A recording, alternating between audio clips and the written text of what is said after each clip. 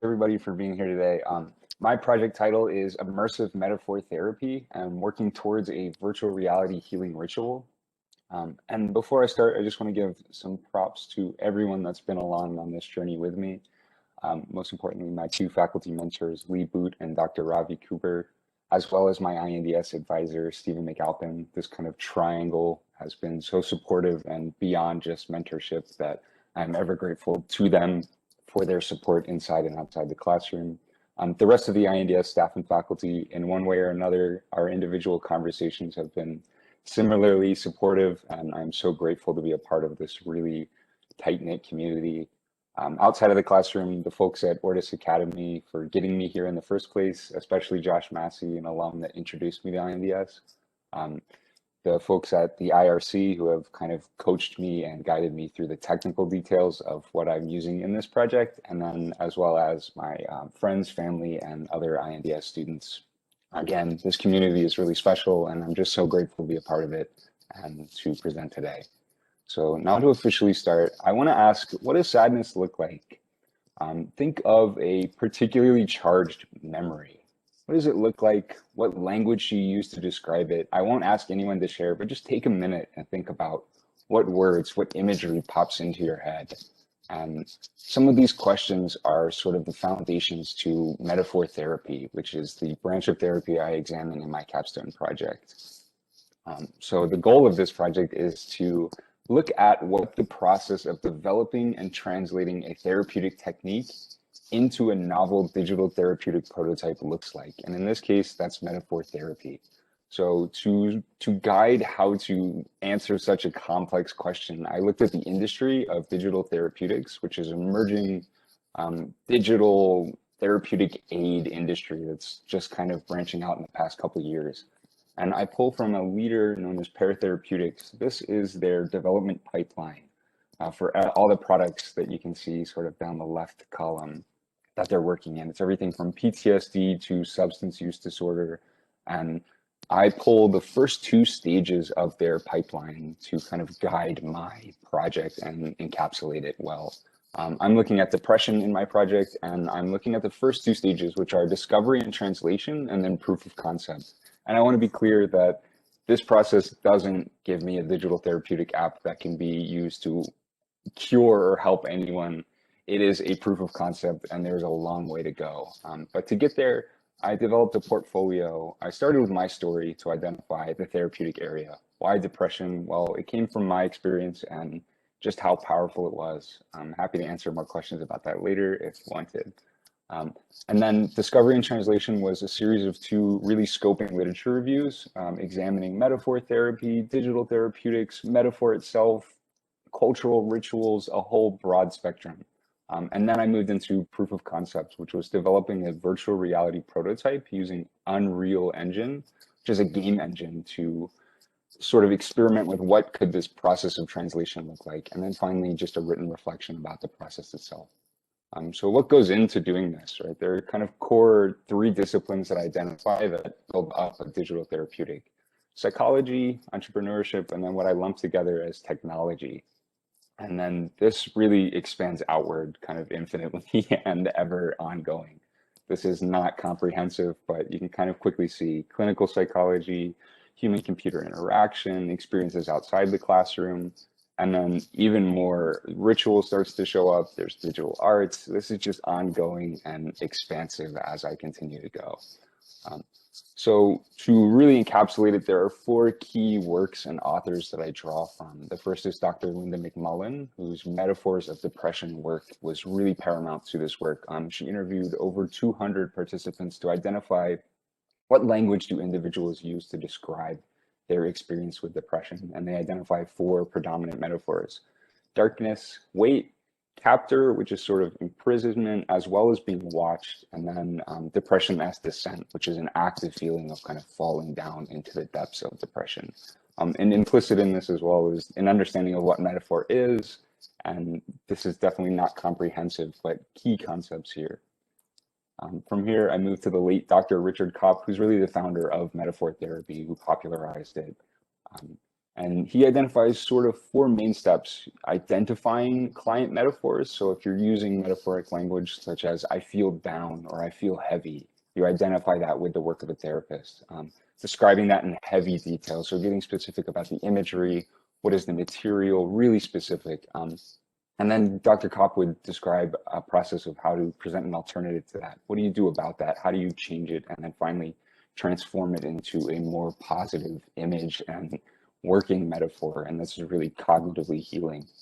Um, the next concept related to that, in a different sort of branch of the world, is Dr. Eric Goodwin's psychologically resonant ritual work. This is cultural rituals about what procedural behaviors and actions do individuals take to heal and just go through their lives.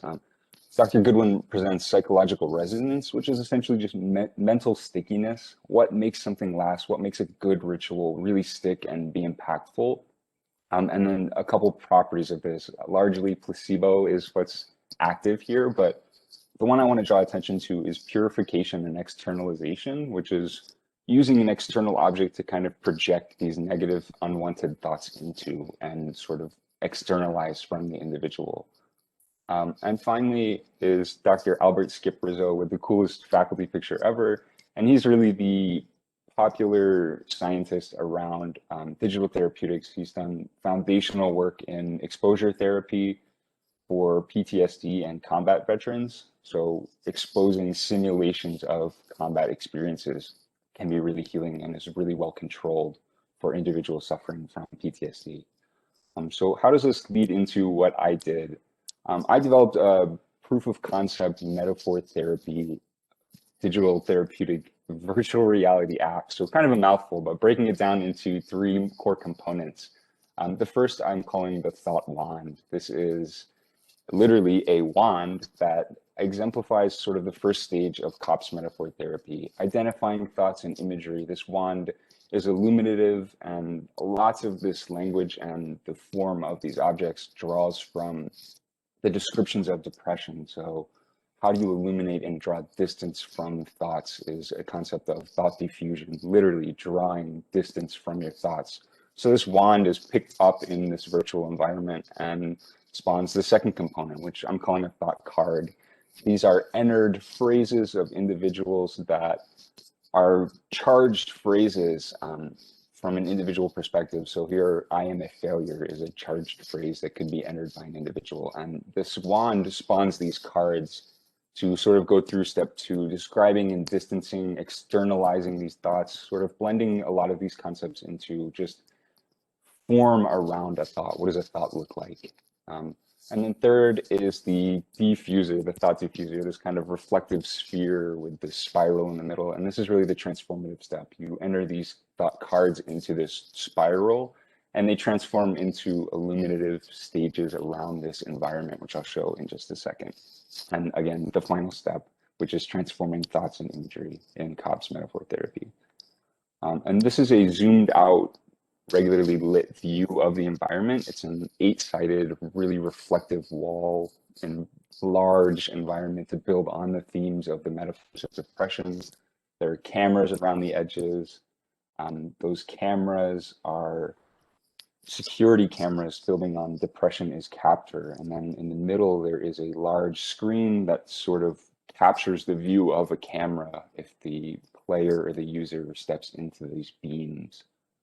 From here, the cameras that are around the edges can be transformed. So when a card is placed in that central object, they're transformed into objects of light, sort of glowing orbs, which again is ritual illumination and externalization.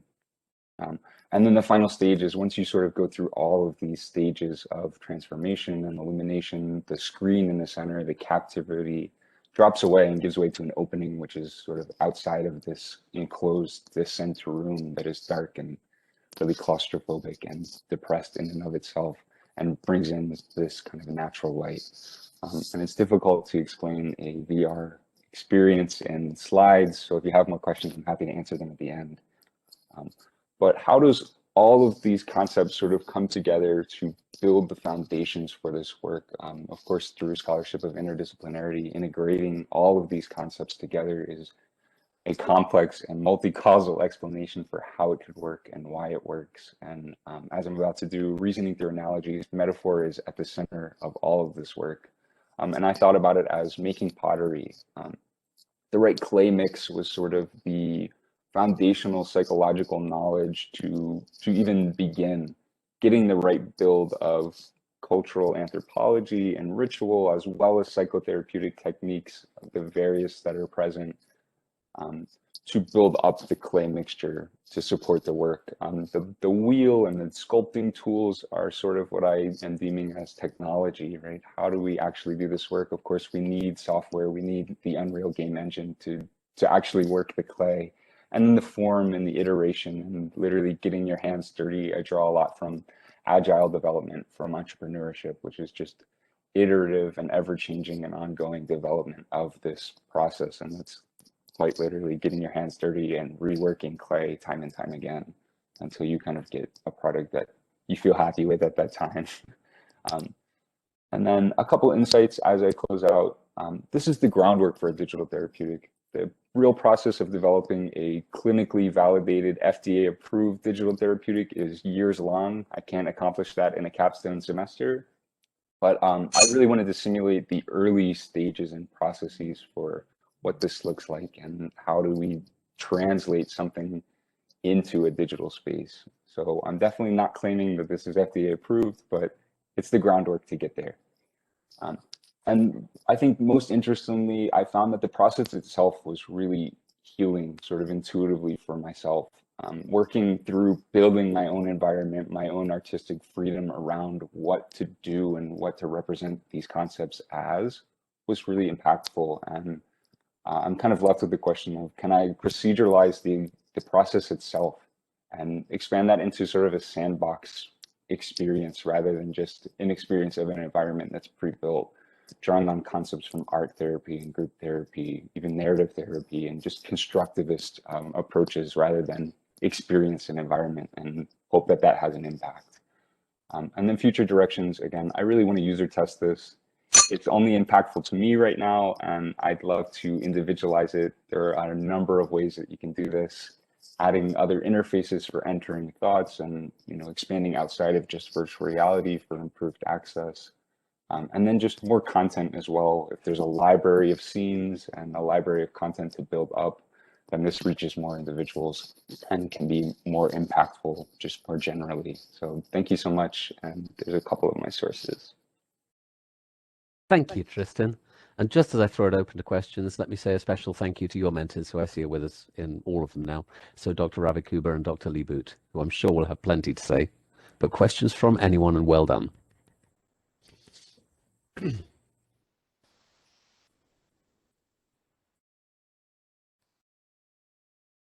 Oh, no, Tristan has his own hand up. I don't think he's allowed to do that, is he, team? Right.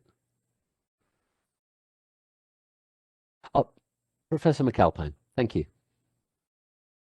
So Tristan, I was pleased and maybe a little bit surprised to hear you call the INDS 490 capstone process healing. I'm not sure how many students here today would call their capstone project healing, but I'm wondering if you have any suggestions for students about how to engage, to be so immersed in a project like that it's transformative, and that there is, I mean, obviously this was a main goal of your research, but what advice would you have for other students who are, stressed about getting such a complex project to the finish line and doing it well?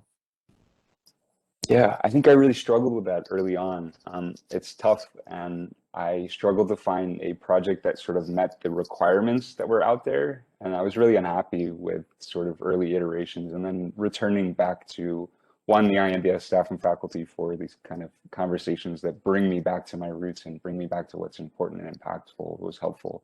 But exactly that is find something that's personally meaningful and then build from there, and inevitably there's something that kind of connects and ultimately does a better job at meeting the requirements. It doesn't feel like work anymore. It feels like something that's healing. Thank you. You have a two-parter from Andrew, your peer there.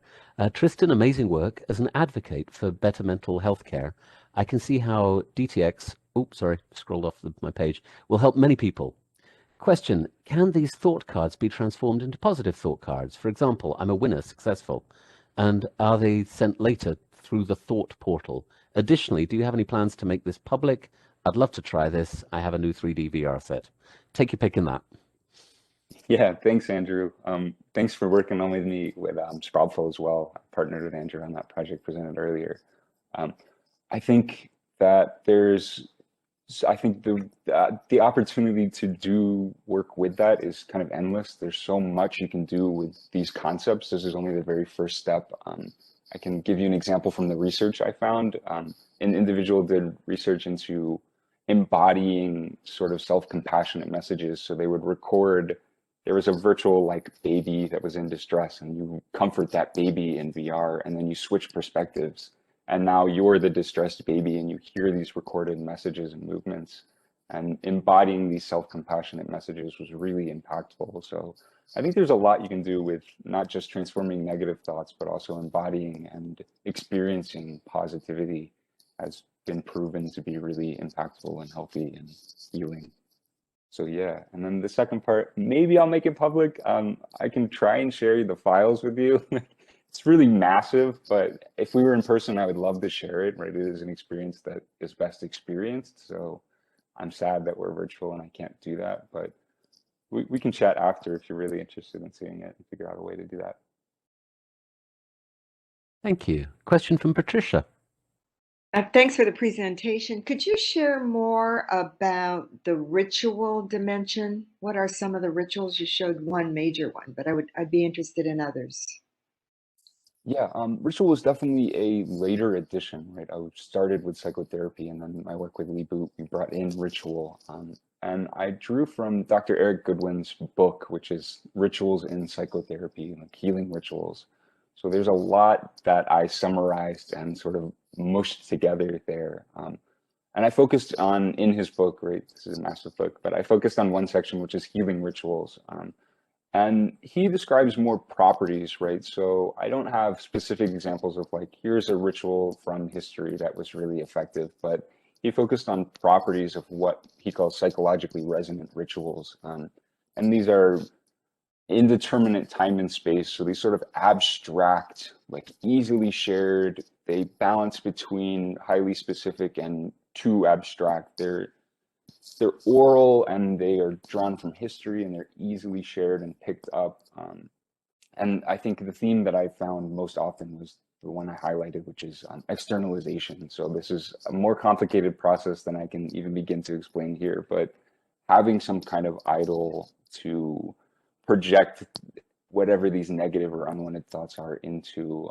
Illumination is a massive one. So there's everything from illuminating an individual object or space with something to illuminating your entire environment. So he describes a lot of work around like transforming from sort of hazy, realistic, maybe even like concrete buildings to these sort of fantastical, glowing, golden, like Atlantis type buildings.